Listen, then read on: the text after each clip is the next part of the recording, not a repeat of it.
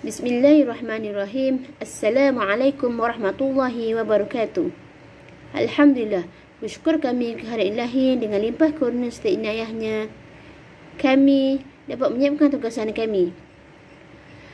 Tanpa buang masa, saya perkenalkan diri saya. Saya Nuraimi binti Darno, P118328. Sahabat saya Maizatul Amiza binti Muhammad, P118632. Dan seorang lagi sahabat saya Muhammad Zaki bin Talib, P118808. Senarai kandungan dalam pembentangan kami pada kali ini adalah yang pertama menjelaskan tentang definisi. Yang kedua iaitu menjelaskan tentang pendekatan asas. Yang ketiga menjelaskan jenis-jenis kajian ex post factor. Yang keempat ciri-ciri kajian ex post factor. Yang kelima ialah langkah kajian ex post factor. Yang keenam kelebihan serta kekurangan dalam reka bentuk kajian ex post factor. Yang seterusnya adalah contoh kajian ex post factor, rumusan serta rujukan. Baiklah, sebagai pengenalan, ex post factor ialah reka bentuk kajian yang banyak digunakan dalam bidang sains sosial, yang mana ia mengkaji tingkah laku, juga banyak digunakan dalam bioperubatan. Merujuk kepada definisi ex post factor, ia merupakan perkataan Latin yang membawa maksud kajian sesudah fakta, di mana ex post bermaksud sesudah, faktor bermaksud fakta. Bermakna di sini fakta telah sedia ada, kemudian berlaku kajian semula terhadap fakta tersebut. Okey, secara perinciannya, kaedah yang digunakan untuk mengenal pasti punca atau penyebab sesuatu kesan yang diperhatikan, di mana penyebab tersebut merupakan sesuatu yang telah berlaku dan tidak boleh dimanipulasi. Seperti saya katakan tadi, sebagai pengkaji atau penyelidik, dia tidak boleh memanipulasi fakta yang telah ada, yang mana ia dianggap sebagai experimental research in reverse. Kaedah ex post factor. Kaedah ex post factor sering digunakan sebagai eksperimen yang benar untuk menguji hipotesis mengenai hubungan sebab akibat atau dalam keadaan ia tidak praktikal. Yang mana ia terdapat dua pendekatan, iaitu pertama, mulakan dengan subjek yang berbeza pada pemboleh ubah yang tidak bersandar, dan mengkaji bagaimana mereka berbeza pada pemboleh ubah bersandar. Manakala pendekatan kedua pula, mulakan dengan subjek yang berbeza pada pemboleh ubah bersandar dan mengkaji bagaimana mereka berbeza pada pelbagai pemboleh ubah yang bebas. Okey, maka di sini terdapat dua pendekatan bagi pelaksanaan kaedah atau reka bentuk kajian ex post factor. Jenis-jenis kajian ex post factor. Yang pertama adalah kajian lapangan. Apakah itu kajian lapangan? Kajian lapangan merupakan penyelidikan yang dilakukan dengan menggunakan keadaan persekitaran yang sebenar, dan penyelidik hanya melakukan campur tangan dan melakukan manipulasi terhadap pemboleh ubah bebas. Baik, apakah itu pemboleh ubah bebas? Dalam kajian ex post factor ini, dia mempunyai dua pemboleh ubah. Pemboleh ubah yang pertama adalah pemboleh ubah bebas, yang mana pemboleh ubah bebas adalah pemboleh ubah yang kita boleh manipulasikan dan kita boleh ubah mengikut kesesuaian tajuk ataupun hasil yang ingin kita kaji. Sementara itu, yang kedua adalah pemboleh ubah terikat ataupun bersandar. Pemboleh ubah ini adalah pemboleh ubah yang kita tidak boleh ubah dan tidak boleh menukarkan kesan atau hasil daripada kajian yang ingin kita laksanakan. Sebagaimana contoh, sekiranya ada tajuk yang menggunakan tajuk pengaruh pembelajaran berasaskan game terhadap kecemerlangan murid. Baik, pemboleh ubah bebas dalam tajuk ini adalah pembelajaran berasaskan game. Sementara itu, pemboleh ubah yang terikat atau bersandar adalah kecemerlangan murid. Bermakna kecemerlangan murid itu adalah sesuatu yang tetap. Jenis-jenis kajian ex post facto yang kedua adalah kajian tinjauan. Apakah itu kajian tinjauan? Kajian tinjauan adalah satu kajian yang memerlukan pengkaji memilih sampel dari populasi yang dikenal pasti. Seterusnya kita mengumpul maklumat dan menganalisis untuk menjawab persoalan kajian. Seterusnya adalah ciri-ciri kajian ex post facto. Ciri-ciri yang pertama adalah satu kajian atau kesan yang telah berlaku. Baik, untuk kajian ex post facto ini, dia adalah sesuatu yang kita tidak boleh ubah. Keputusan yang memang kita tidak boleh ubah, tetapi kita ingin tahu apakah faktor penyebab berlakunya hasil kajian yang sedemikian. Yang kedua ialah melibatkan dua atau lebih pemboleh ubah. Seperti mana yang diterangkan tadi, kajian ex post facto ini merupakan kajian yang mempunyai dua pemboleh ubah. Yang pertama ialah pemboleh ubah yang bebas. Yang kedua ialah pemboleh ubah yang terikat ataupun bersandar. Ciri-ciri yang ketiga ialah tidak boleh mengubah pemboleh ubah yang bersandar. Ciri-ciri yang keempat ialah persempelan bukan secara rawak dan dipilih sesuai dengan kajian yang ingin dijalankan. Yang kelima, mempunyai dua atau lebih kumpulan yang akan dibandingkan dalam kajian ini. Yang keenam, mempunyai kumpulan kawalan untuk dibandingkan dengan kumpulan lain bagi membuktikan hipotesis yang telah dibuat. Kumpulan kawalan yang dimaksudkan ini adalah boleh kita sebut sebagai pemboleh ubah yang bebas, yang mana kita boleh ubah dan kita boleh kawal. Kemudian kita akan bandingkan dengan pemboleh ubah lain, ataupun kita sebut sebagai faktor-faktor lain yang menyebabkan berlakunya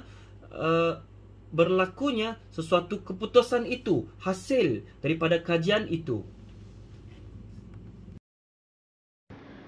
Baiklah, saya akan meneruskan pembentangan berkenaan dengan langkah-langkah kajian dalam reka bentuk kajian ex post facto. Okay, terdapat 6 langkah yang digunakan oleh pengkaji untuk menjalankan kajian berdasarkan kepada reka bentuk kajian ex post facto.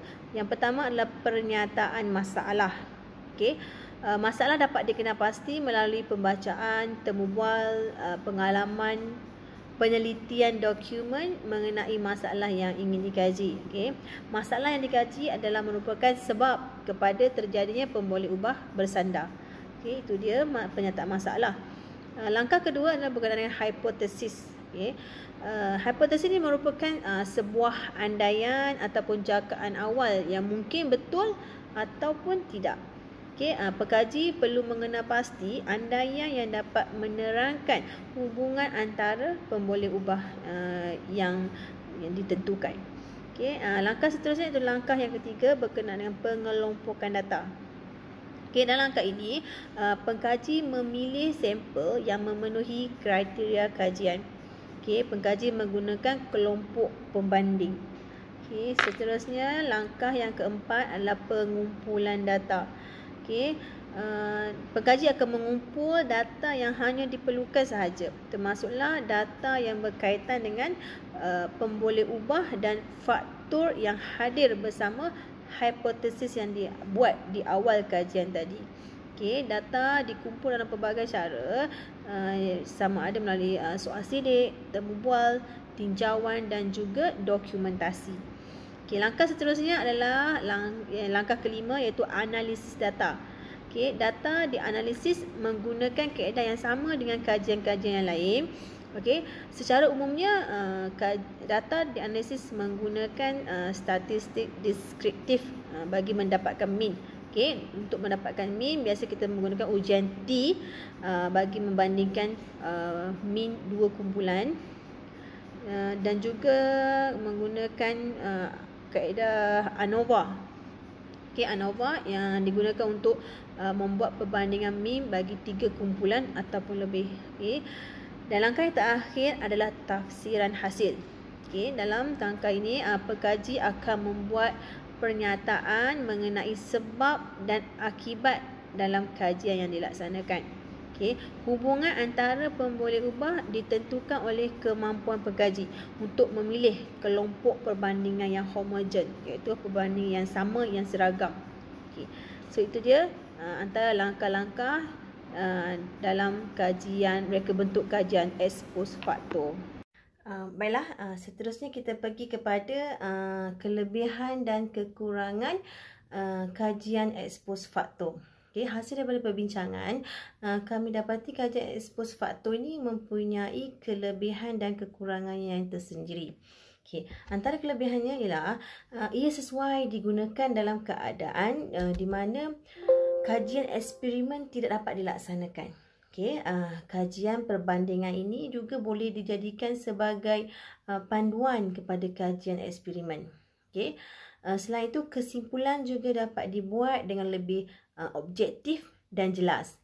Okay, di samping ia juga menjimatkan masa dan kos untuk menjalankan kajian. Okay.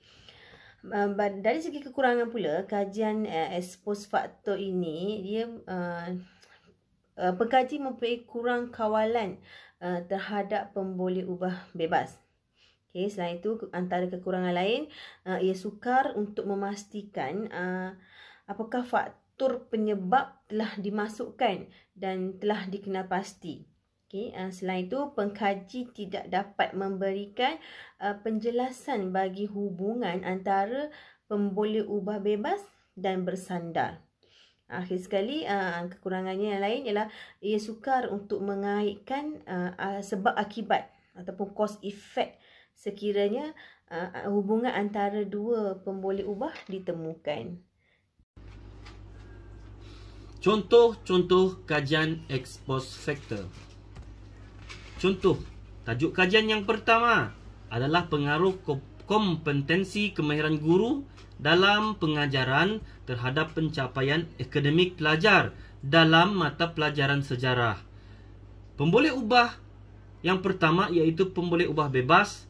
Yang dikenal pasti adalah kemahiran guru adalah sebagai pemboleh ubah bebas. Sementara pencapaian akademik pelajar adalah dikenal pasti sebagai pemboleh ubah yang terikat ataupun tetap ataupun bersandar yang tidak boleh berubah dan tidak boleh diubah. Seterusnya ini adalah abstrak daripada kajian-kajian pengkaji yang terdahulu yang mengkaji tentang pengaruh kompetensi kemahiran guru dalam pengajaran terhadap pencapaian akademik pelajar dalam mata pelajaran sejarah. Kajian ini telah dikaji oleh Anwar Ahmad di Fakulti Pendidikan Universiti Kebangsaan Malaysia. Seterusnya, soalan-soalan kajian ini, yang pertama dia menyoal apakah aspek kemahiran yang paling dominan dikuasai oleh guru dalam pengajaran mata pelajaran sejarah. Yang kedua, dia menyoal apakah perbezaan persepsi dalam kalangan pelajar terhadap aspek kompetensi kemahiran guru sejarah.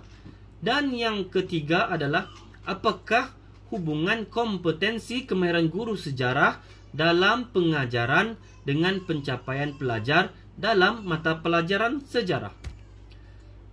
Yang seterusnya adalah tajuk kajian yang kedua, di mana tajuk kajian yang kedua ini adalah tajuk yang kami cadangkan sekiranya kami adalah pengkaji yang menggunakan kaedah ex post facto dalam reka bentuk kajian kami.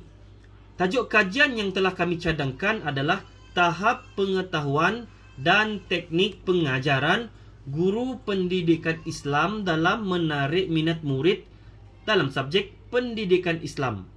Baik, dalam tajuk ini terdapat dua pemboleh ubah bebas. Pemboleh ubah bebas yang pertama adalah tahap pengetahuan, sementara pemboleh ubah bebas yang kedua adalah teknik pengajaran.